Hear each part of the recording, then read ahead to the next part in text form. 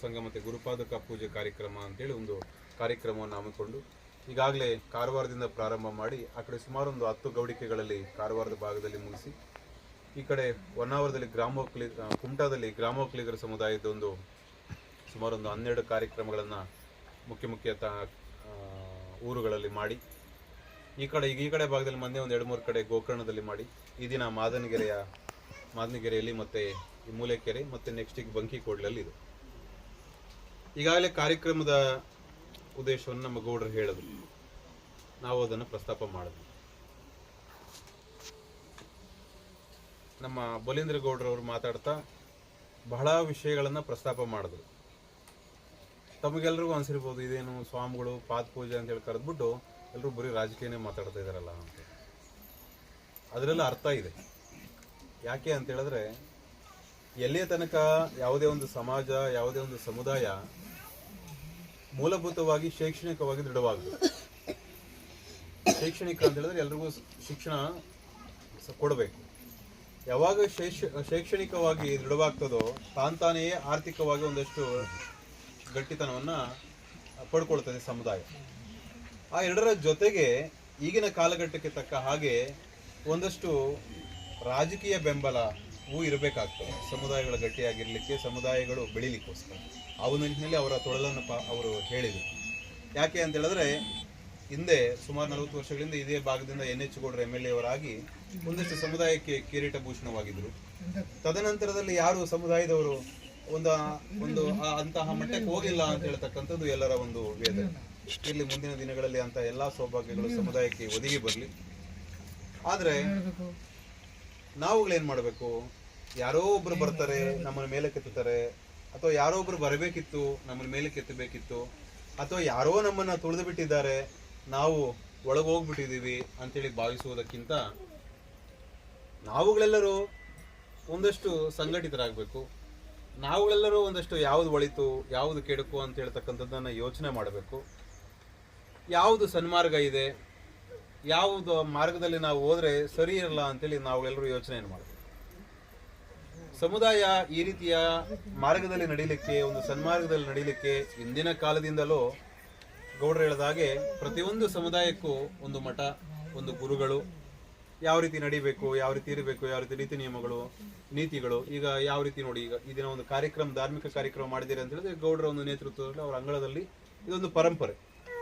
ಇದೇ ರೀತಿಯಾಗಿ ಎಲ್ಲ ಸಮುದಾಯಗಳಿಗೂ ಆಯಾ ಕಾಲಘಟ್ಟಕ್ಕೆ ತಕ್ಕ ಹಾಗೆ ಉದ್ದಕ್ಕೂ ಆಯಾ ಸಮುದಾಯದ ಮಠಗಳು, ಗುರುಗಳು ಮಾರ್ಗದರ್ಶನ ಮಾಡ್ತಾ ಬಂದಿದ್ದಾರೆ.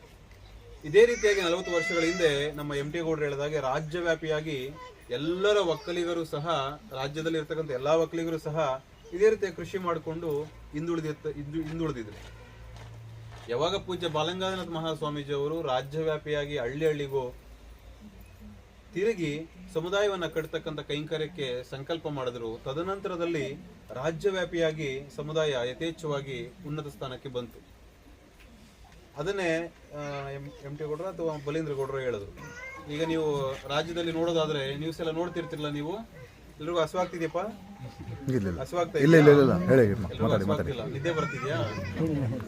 ಇಲ್ವಾ? ಈಗ ನಾವು ಟಿವಿಲೆಲ್ಲ ನೋಡ್ತಿರ್ತೀವಿ.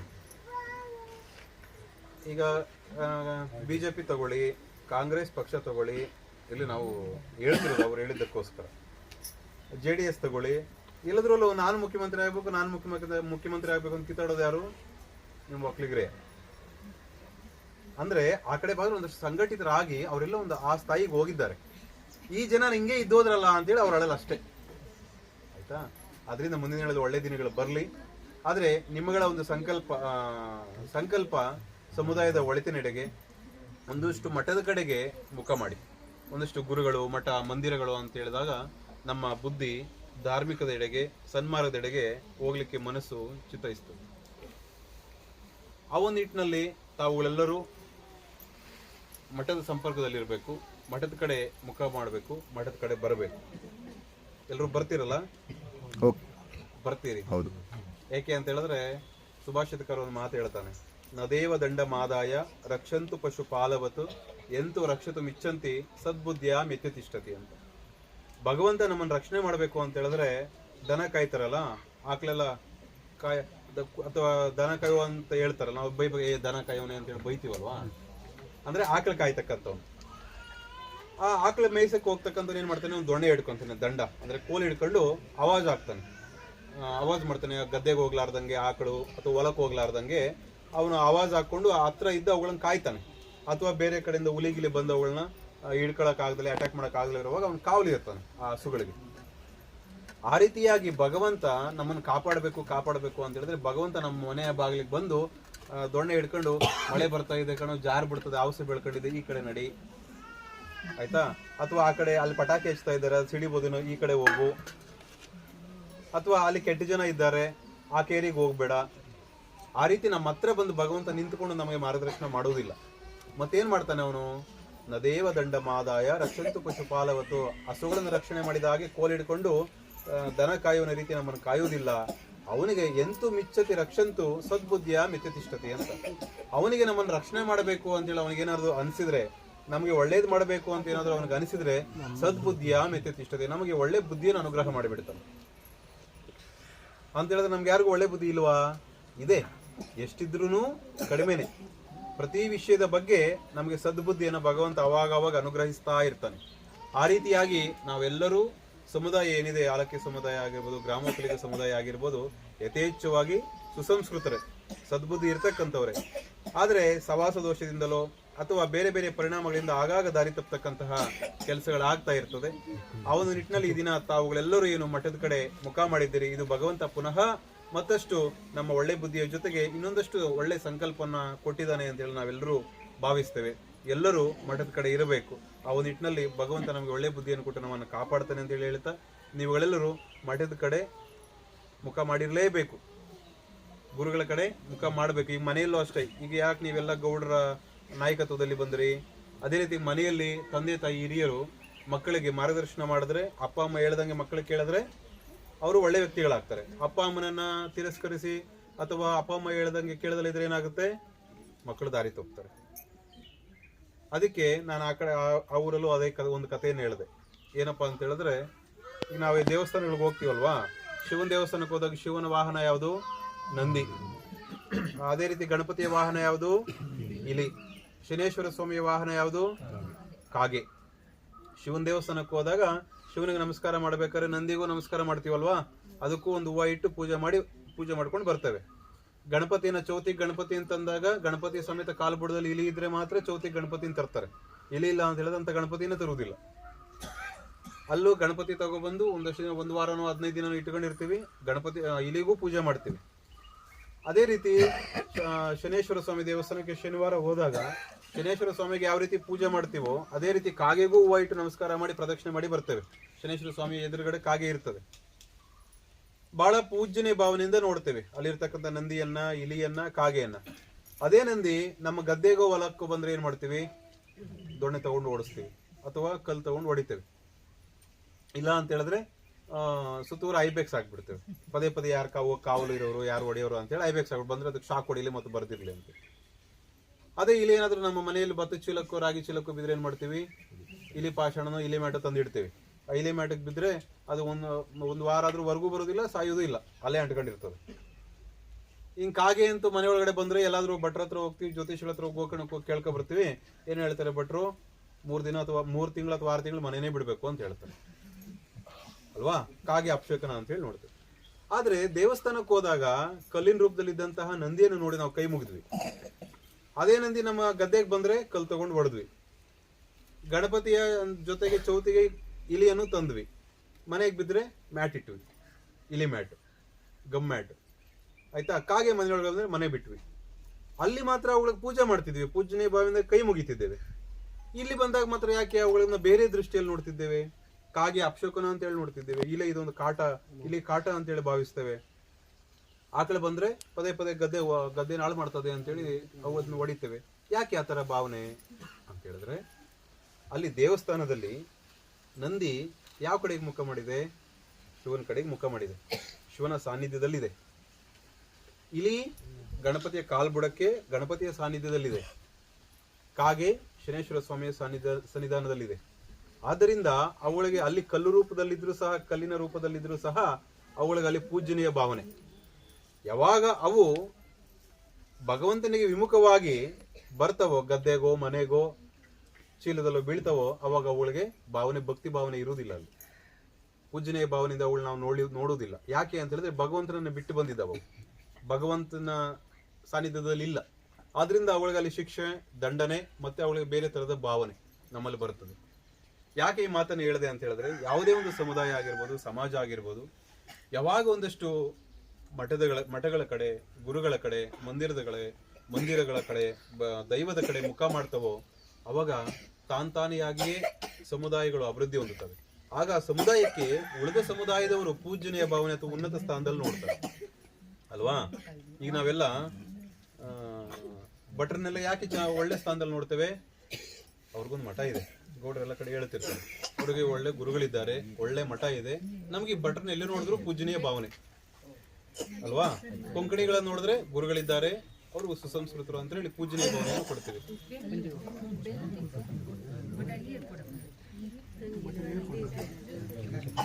ಆ ರೀತಿಯಾಗಿ ಯಾವುದೇ ಸಮುದಾಯ ಸಮಾಜದಲ್ಲಿ ಗುರುತಿಸ್ಕೋಬೇಕು, ಒಳ್ಳೆ ಸ್ಥಾನಮಾನ ಬೇರೆಯವರು ಗುರುತಿಸಬೇಕು ಅಂತ ಹೇಳಿದ್ರೆ ಒಳ್ಳೆ ಗುರುಗಳು ಮತ್ತೆ ಒಳ್ಳೆ ಮಠ ಮತ್ತೆ ಒಳ್ಳೆ ಮನಸ್ಥಿತಿಗಳಿರ್ಬೇಕು. ಆ ಒಂದು ನಿಟ್ಟಿನಲ್ಲಿ ತಾವೆಲ್ಲರೂ ಮಠದ ಕಡೆ ಮುಖ ಮಾಡಿದ್ದೀರಿ ಅಂತೇಳಿ ಭಾವಿಸಿದ್ದೇವೆ. ತಾವೆಲ್ಲರೂ ಪದೇ ಪದೇ ಮಠಕ್ಕೆ ಬರ್ತಾ ಇರಬೇಕು. ಈಗ 22ರಿಂದ ನವರಾತ್ರಿ ಉತ್ಸವಗಳಿರುತ್ತೆ. ಅಲ್ಲಿ ಮಿರ್ಜಾನ್ ಶಾಖಾ ಮಠದಲ್ಲಿ ಮಹಾಸತಿ ಭೈರವಿ ದೇವಾಲಯ ಇದೆ. 9 ದಿನಗಳ ಕಾಲ, ಈ ಸರಿ 11 ದಿನ ಬಂದಿದೆ. ವಿಜಯದಶಮಿಯನ್ನು ಸೇರಿ 11 ದಿನ ವಿಶೇಷವಾದ ಹೋಮ ಮತ್ತೆ ನವದುರ್ಗ ಆರಾಧನೆ ಮತ್ತೆ ಅನ್ನಸಂತರ್ಪಣೆ ಜೊತೆಗೆ ಮಹಾಪೂಜೆ, ವಿಶೇಷ ಅಲಂಕಾರಗಳೆಲ್ಲ ಇರುತ್ತೆ. ತಾವುಗಳೆಲ್ಲರೂ, ಗ್ರಾಮಸ್ಥರೆಲ್ಲರೂ ನವರಾತ್ರಿ ಪೂಜೆಯಲ್ಲಿ ಪಾಲ್ಗೊಳ್ಬೇಕು. ಬರ್ತೀರಲ್ಲ? ಚಪ್ರ ಹಾಕಕ್ಕೆ ಅಂತ ಕೇಳ್ಬೇಡಿ. ಚಪ್ರ ಹಾಕ್ಲಿಕ್ಕ, ಸಾರಿಸ್ಲಿಕ್ಕ ಅಥವಾ ಎಲೆ ತೆಗಿಲಿಕ್ಕ ಅಂತೇಳಿ ಅದೇನಕ್ಕಲ್ಲ. ಈಗ ಯಾವ ರೀತಿ ಕೂತಿದ್ದೀರಲ್ಲ, ಈ ರೀತಿ ಕೂತು ನವದುರ್ಗಿಯರನ್ನ ಆರಾಧನೆ ಮಾಡ್ಲಿಕ್ಕೋಸ್ಕರ, ಪೂಜೆಯನ್ನು ಮಾಡ್ಲಿಕ್ಕೋಸ್ಕರ ಬರಬೇಕು. ನಿಮ್ಮ ಮನೆಯಲ್ಲಿ ನೀವೇ ರಾಜರು ಅಲ್ವಾ. ನಿಮ್ಮ ಮನೆಗೆ ನೀವೇ ಗೌಡ್ರು, ನಿಮ್ಮೂರಿಗೆ ಅವ್ರು ಗೌಡ್ರು, ನಿಮ್ಮ ಮನೆಗೆ ನೀವು ಗೌಡ್ರು, ನಿಮ್ಮ ಮನೆಗಳಿಗೆ ನೀವೇ ರಾಜರು, ನೀವೇ ರಾಣಿಯರು, ಮಾತೆಯರು, ಆಯ್ತಾ. ಅದೇ ರೀತಿಯಾಗಿ ನಿಮ್ಮ ಮಠದಲ್ಲಿ ನೀವೇ ಸರ್ವಸ್ವ ಅಲ್ವಾ. ನಿಮ್ಮ ಮಠದಲ್ಲಿ ನೀವು ಎಲ್ಲೂ ಓಡಾಡ್ಬೋದು, ಎಲ್ಲಿ ಮಾಡ್ಬೋದು, ಯಾವ ತರತಮ ಭೇದವಿರುವುದಿಲ್ಲ. ಅದರಿಂದ ಎಲ್ಲರೂ ಬನ್ನಿ. ಮತ್ತು ದಂಪತಿಗಳೆಲ್ಲರೂ ಭಾಳ ಶ್ರದ್ಧಾಭಕ್ತಿಯಿಂದ ಪೂಜೆಯನ್ನು ಮಾಡಿದ್ದೀರಿ. ಗುರುಗಳ ಪಾದುಕಾ ಪೂಜೆಯನ್ನು ಕುಟುಂಬಗಳು ಗಂಡ ಹೆಂಡಿತರ ಮಧ್ಯೆ ಸಾಮರಸ್ಯವಿರಲಿ, ಒಬ್ಬರನ್ನೊಬ್ಬರು ಅರ್ಥ ಮಾಡ್ಕೊಳ್ತಕ್ಕಂತಹ ಮನಸ್ಥಿತಿ ಇರಲಿ. ಒಂದೆಲ್ಲ ಸಂಸಾರ ಅಂದಮೇಲೆ ಸಮಸ್ಯೆಗಳಿದ್ದೇ ಇರ್ತದೆ ಅಲ್ವಾ. ಆ ಸಮಸ್ಯೆಗಳನ್ನೇ ದೊಡ್ಡದಾಗಿ ಮಾಡಿಕೊಂಡು ಕುಟುಂಬಗಳಲ್ಲಿ ಇರ್ತಕ್ಕಂಥ ನೆಮ್ಮದಿಯನ್ನು ಹಾಳು ಮಾಡ್ಕೋಬಾರ್ದು. ಸಮಸ್ಯೆಗಳು ಬರ್ತಾ ಇರ್ತದೆ, ಹೋಗ್ತಾ ಇರ್ತದೆ. ಗಂಡ ಹೆಂಡತಿಯರು ಅದನ್ನು ಯಾವುದನ್ನು ಕಿವಿಗೆ ಹಾಕ್ಕೊಳ್ಳೋದಲ್ಲೇ, ಯಾವುದನ್ನು ಮನಸ್ಸಿಗೆ ಹಾಕ್ಕೊಳ್ಳೋದಲ್ಲೇ ಸುಗಮವಾಗಿ ಸಂಸಾರವನ್ನು ಮಾಡ್ತಕ್ಕಂಥ ಕೆಲಸವನ್ನು ತಾವೆಲ್ಲರೂ ಮಾಡಬೇಕು. ಇರ್ಲಿ, ಗಂಡ ಬೈತಾನೆ, ಅತ್ತೇನೂ ಬೈಬೋದು. ಯಾಕೆಂದ್ರೆ ಹಿರಿಯರು ಇರ್ತಾರಲ್ವಾ, ಅವ್ರು ನಿಮಗಿಂತ ಮೊದಲು ಸೊಸೆ ಆಗಿರ್ತಾರೆ. ಅವ್ರ ಅತ್ತೆ ಹತ್ರ ಬೈಸ್ಕೊಂಡಿರ್ತಾರೆ. ಮತ್ತೆ ಅವ್ರಿಗೆ ಅದನ್ನ ತೀರ್ಸ್ಕೋಬೇಕಾ ಬೇಡವಾ? ಅದರಿಂದ ನಿಮ್ಮನ್ನು ಬೈತಾರೆ. ಮುಂದೊಂದಿನ ನಿಮಗೂ ಅವಕಾಶ ಬರ್ತದೆ, ನಿಮ್ಮ ಸೊಸೆ ಬಂದಾಗ ನೀವು ಬೈಬೋದು, ಆಯ್ತಾ. ಸುಮ್ಮನೆ ತಮಾಷೆಗೆ ಹೇಳಿದೆ. ಇರ್ಲಿ, ಸಮಸ್ಯೆಗಳಿದ್ದಾಗ ಅರ್ಥ ಮಾಡ್ಕೊಳ್ಳಿ ಅಂತ ಹಿರಿಯರಿ ಮಾರ್ಗದರ್ಶನ ಮಾಡ್ತಕ್ಕಂಥದ್ದು ಸರ್ವೇ ಸಾಮಾನ್ಯ.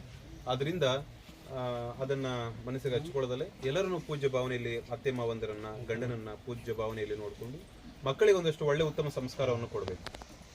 ನೋಡಿ, ನಾವು ಎಲ್ಲ ಹೇಳ್ತಿರ್ತೇವೆ, ನಾವಿಂಗೂ ಒಳ್ಳೆ ನಮ್ಗೆ ಶಿಕ್ಷಣ ಸಿಗ್ಲಿಲ್ಲಪ್ಪ, ನಮ್ಮ ಮಕ್ಕಳಿಗಾದ್ರೂ ಒಳ್ಳೆ ಶಿಕ್ಷಣ ಸಿಗಲಿ, ನಮ್ಗಂತೂ ನೌಕರಿ ಸಿಗ್ಲಿಲ್ಲ, ನಮ್ಮ ಮಕ್ಕಳಿಗಾದ್ರೂ ನೌಕರಿ ಸಿಗಲಿ, ನಾವು ಒಳ್ಳೆ ಅಂದರೆ ನಾವು ದೊಡ್ಡ ಜನ ಆಗಲಿಲ್ಲ, ನಮ್ಮ ಮಕ್ಕಳಾದ್ರೂ ದೊಡ್ಡ ಜನ ಆಗಲಿ ಅಂತ ನಮ್ಗೆ ಅದು ಆಸೆ ಇರ್ತದೆ.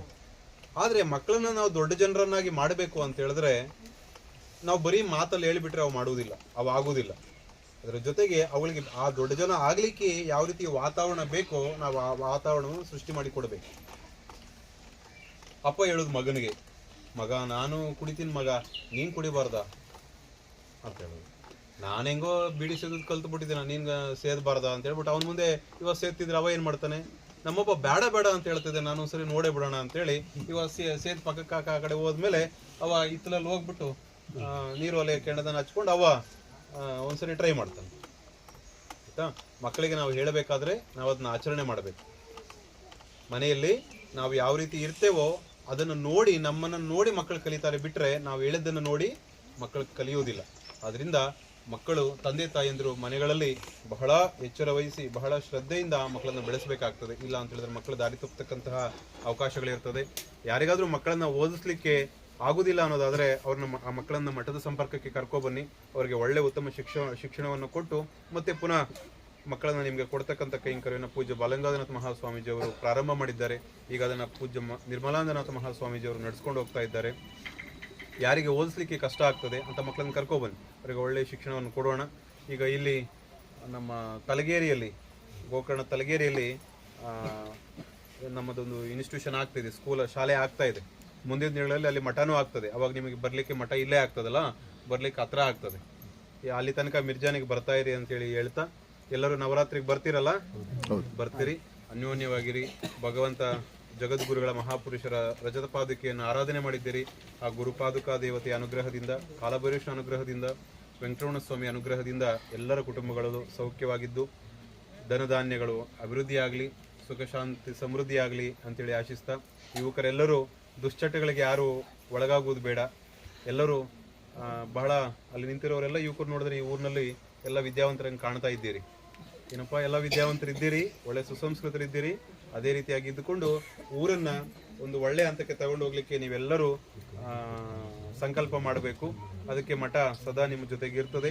ಎಲ್ಲರೂ ಮಠಕ್ಕೆ ಬರ್ತೀರಿ ಅಂತೇಳಿ ಆಶಿಸ್ತಾ, ಎಲ್ಲರಿಗೂ ಒಳ್ಳೆಯದಾಗಲಿ, ಜಗದ್ಗುರು ಅನುಗ್ರಹ ಇರಲಿ ಅಂತೇಳಿ ನಾವು ಮಂಗಳ ಶಾಸನಗಳನ್ನು ಹೇಳ್ತೇವೆ. ಮಂಗಳಂ ಶ್ರೀ ಕೌಶಲೇಂದ್ರ